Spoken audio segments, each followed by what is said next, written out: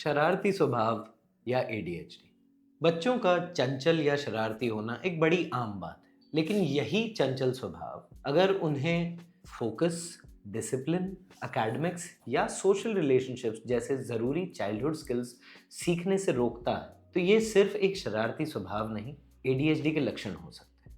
ADHD एक neuro developmental disorder है जिसके लक्षण 12 साल से कम की उम्र में दिखाई देने लगते हैं। किसी भी बच्चे को एडीएचडी का डायग्नोसिस देने से पहले हमें हाइपर एक्टिविटी, इनअटेंशन या इम्पल्सिविटी के जो लक्षण हैं वो दो सेटिंग्स जैसे कि घर या स्कूल में कम से कम 6 महीने तक दिखाई देने चाहिए। इसके कुछ आम लक्षण हैं: कोई भी काम करने के लिए बार बार याद दिलाने की ज़रूरत पड़ना, कोई भी ऐसा काम जिसमें बहुत लंबी देर तक फोकस बनाए रखने की ज़रूरत है उसे अवॉइड करना, बार बार घर पर चीज़ें उनसे टूट जाना, सिली मिस्टेक्स करना, स्कूल में, क्लास में एक जगह पर लंबे समय तक बैठने में सक्षम ना हो पाना, क्लास को इंटरप्ट करना, अपनी टर्न से पहले बोल पड़ना, बार बार बताए जाने पर भी होमवर्क अधूरा छूट जाना, बाकी बच्चों से दोस्ती करने में दिक्कत होना, ये एडीएचडी के कुछ आम लक्षण।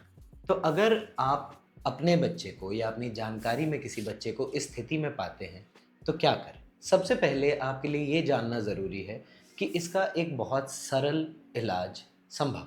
ज़्यादातर बच्चों को बिना दवाइयों, थेरेपी और attention enhancing techniques and distress tolerance development से मैनेज किया जा सकता है।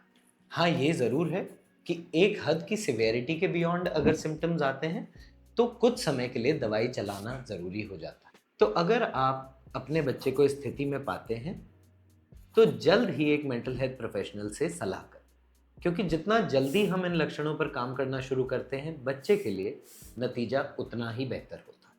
शुक्रिया।